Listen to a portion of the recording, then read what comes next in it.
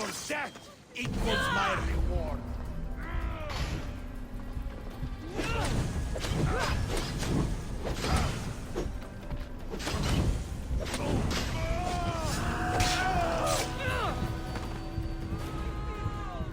What is up, you guys? This is All Day Any Day 1 on the PS4, and I'm going to give you another Assassin's Creed Odyssey build video. And with this build video, it's actually going to be something that a lot of you have been wanting for a while and have been asking for me, or from me, is an Assassin Warrior build. So, I want to keep you guys in mind that, or I want you guys to keep in mind that with this specific build, it's kind of like a high risk, high reward type of build. Meaning you can do a lot of damage, but you will get killed in 1 to 2 hits, unfortunately. So I would only recommend this build for those of you that know you're good at dodging and parrying. Anyways, we're going to go ahead and go right into it, into the gear. So you're going to be wearing the full demigod set. And then with the demigod outfit, or the demigod set bonus, you get 30% damage with all abilities, meaning your warrior and your assassin damage is both going to be increased by 30%. And then on the headpiece, I put 15% damage of daggers. I don't want to hover over it because it does say whose name it is, so I want to make sure I keep the spoiler out because I accidentally did that last time with the demigod set. And then the next one is going to be for the gloves. So on the bracers, I put 5% crit chance. And then the demigod's belt, I put the 10% damage whenever time is slowed. So you get that from the Persian elite belt, which is from the new DLC that just released. Now, if you don't have the DLC and you don't have this outfit, then don't worry, you don't need that. You can always just replace it with assassin damage, because that's what I ended up doing, is using that. Or you can put crit chance, 5% crit chance, or if you have the Nemean Lion set, you can use the Nemean Lion set for the 5% and 25% crit chance, crit damage, while full health. And then for the chest piece, I put assassin damage, and then for the boots, I put assassin damage. So that way, obviously, like I said, you're going to be doing assassin damage and warrior damage. And what's nice about the demigod set is all of the pieces on it has the 6% all damage. So you're looking at 30% increase in damage in general, plus that 30% damage with all abilities. Now for my bow, I have warrior damage, crit chance, and assassin damage for the engraves, and then I put 30% armor penetration. And then for the two weapons I'm using Dagger of Kronos and Edge of Time. So Dagger of Kronos is going to give you 21% damage with daggers, 40% damage when attacking from behind, and then I put the 25% cooldown duration for all abilities. And you can only get that engrave from the Harpy of Perseus weapon or sword, legendary sword, and you get that from fighting Medusa. And then for the Edge of Time, you get Edge of Time from the DLC as well. Once you complete I believe it's just the story or a certain order member. I don't exactly remember which one, but you get it from the DLC. And what it has is assassin damage, 21% adrenaline per hit, reduces all cooldowns by 10% on successful parry, and then I put 100% damage, but you do go down to 25% health cap.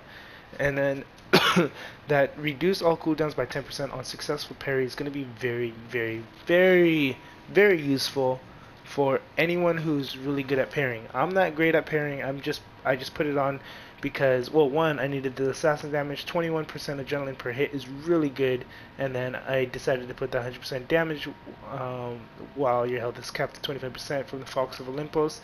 And if I do end up getting a parried, I mean, I'm getting a faster cooldown duration.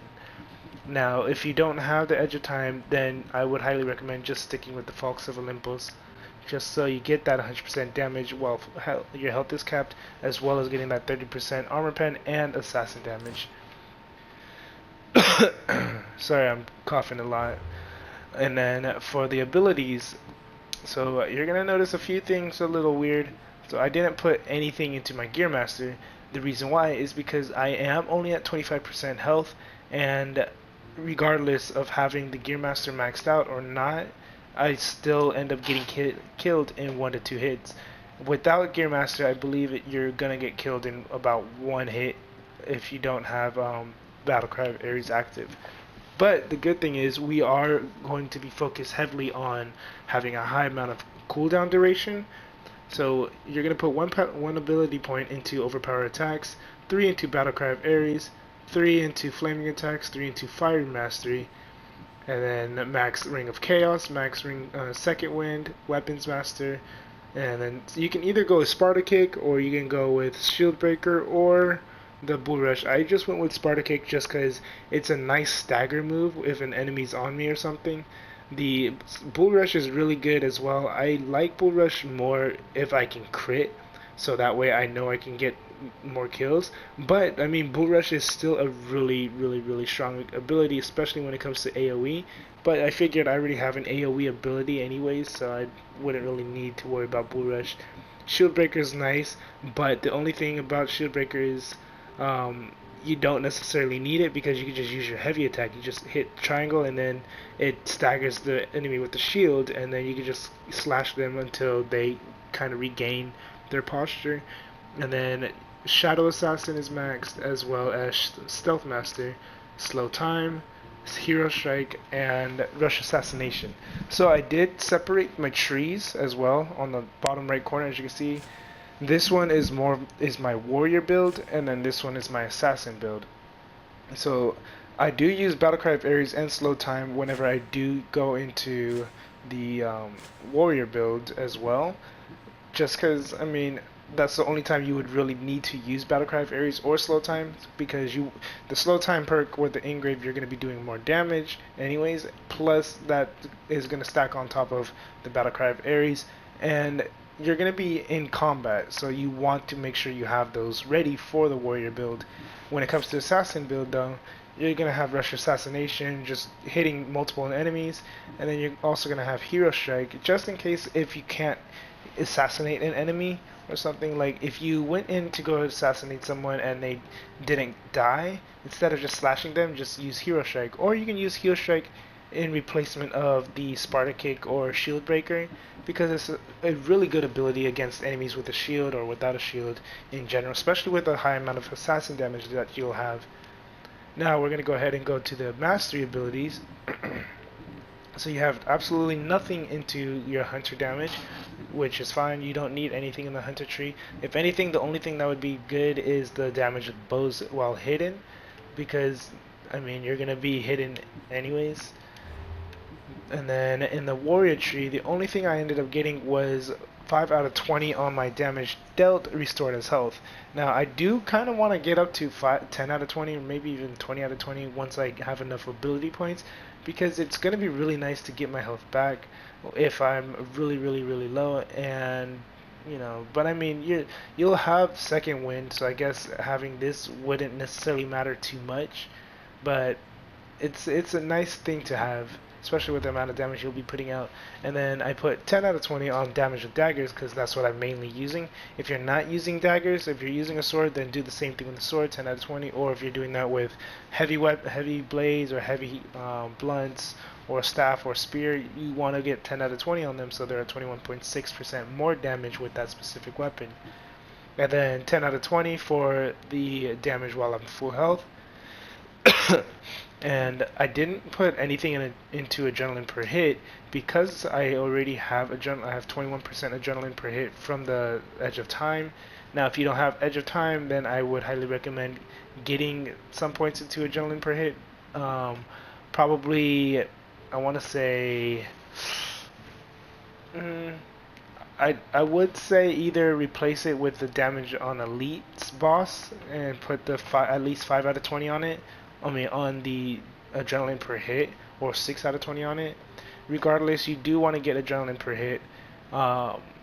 So if you're using Fox of Olympus, you can still technically go with that adrenaline per crit, but you will only have about 20% crit chance anyways, so it's not going to help that much.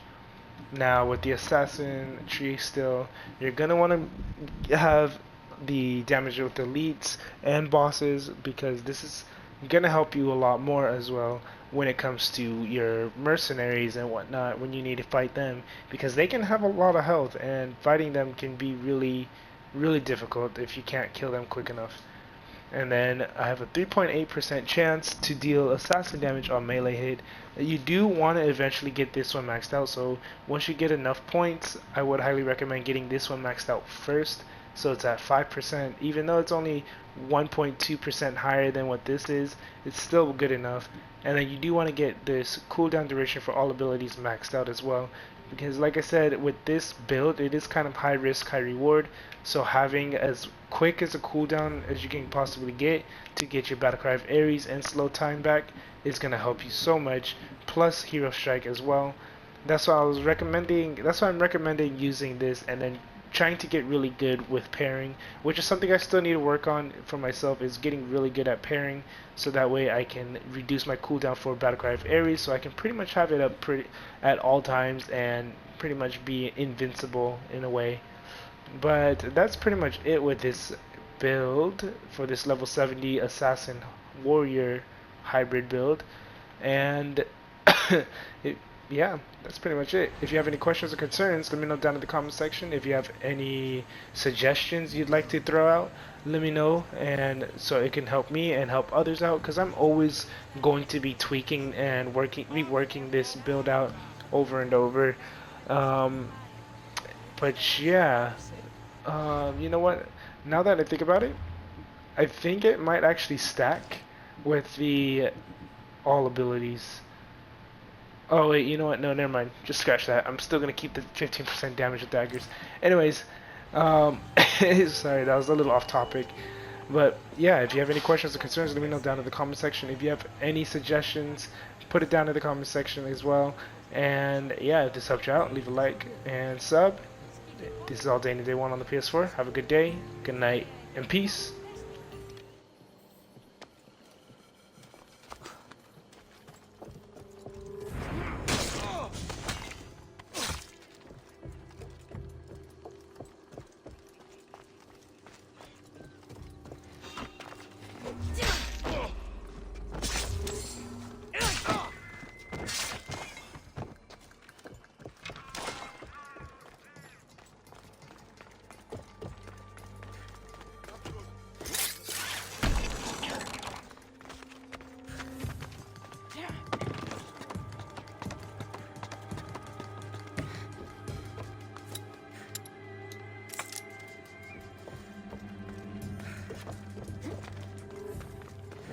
Che vi el fin endasta?